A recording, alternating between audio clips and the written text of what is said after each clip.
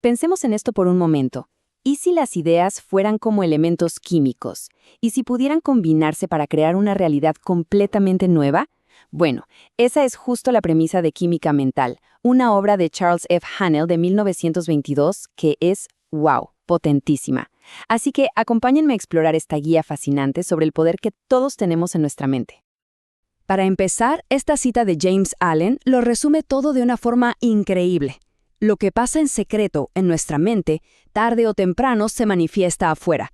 Es decir, que en nuestro entorno es básicamente un espejo de lo que pensamos. Hay que quedarse con esta idea, porque es la clave de todo lo que vamos a ver. Y aquí es donde Hannell nos regala una imagen potentísima. La mente no es una espectadora pasiva de la vida. No, es un laboratorio súper dinámico.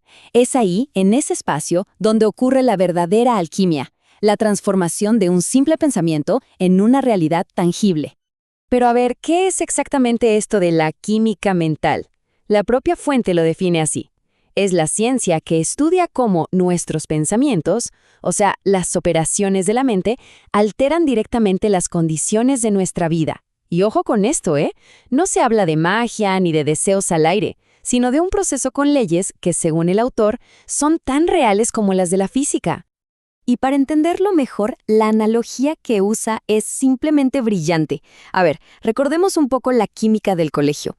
El sodio y el cloro son elementos muy distintos por separado, pero cuando se juntan, ¡pum!, crean algo totalmente nuevo, la sal. Pues de la misma manera, si combinamos un pensamiento A con un pensamiento B, no solo los estamos sumando, estamos creando una condición, una experiencia de vida completamente nueva. Ok, tiene sentido. Si los pensamientos son los elementos químicos, la pregunta es, ¿en qué medio operan? ¿Dónde ocurre toda esta magia? Y esto nos lleva al siguiente concepto clave, la idea de una sustancia universal que lo conecta y lo impregna absolutamente todo. Ahora, imaginen esto por un segundo. La idea es que no estamos separados del mundo. Según Hannell, es como si estuviéramos nadando en un mar inmenso, un océano de sustancia mental. Y esta sustancia no es inerte, está viva, es moldeable, es inteligente y, lo más importante, responde a la vibración de nuestros pensamientos. Y aquí es donde se ata todo. Cada pensamiento que sostenemos actúa como un molde, como una matriz. Esa sustancia universal, que es totalmente neutra, simplemente toma la forma de ese molde y se manifiesta en el mundo físico. En esencia, nuestros pensamientos dominantes no son algo pasajero, para nada. Están literalmente esculpiendo nuestro futuro a cada instante.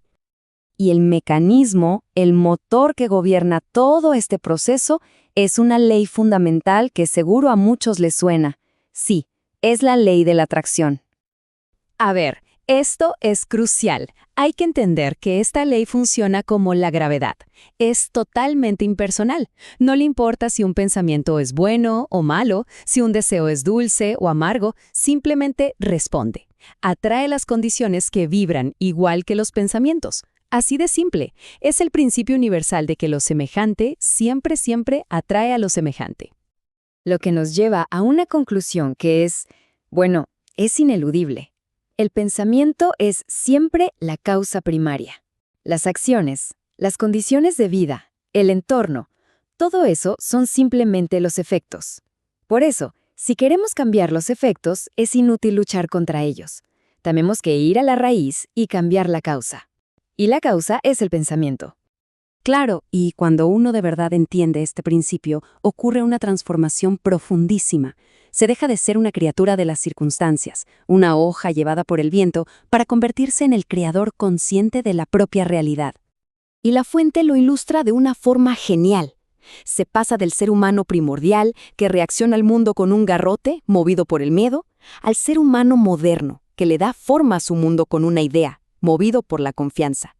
El entorno deja de ser un enemigo hostil del que hay que defenderse para convertirse en un sirviente útil, en un lienzo en blanco sobre el que se puede crear. Y este viaje de la conciencia se describe como un proceso de 3 etapas.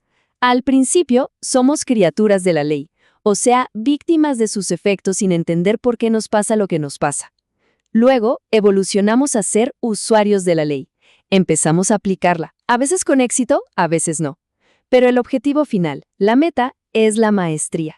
Ser maestros de la ley, capaces de dirigir ese poder creativo con intención y con una precisión absoluta. Ok, todo esto suena fascinante, ¿verdad?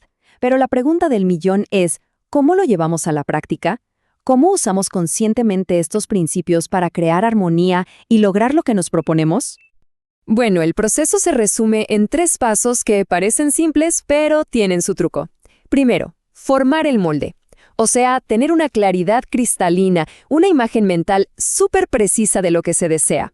Segundo, sintonizar. Concentrar toda la energía mental en esa imagen, sentirla como si ya fuera real. Y el último paso, recibir, que a veces es el más difícil, ¿no? Soltar el control y confiar, permitir que la ley universal haga su trabajo y traiga el resultado.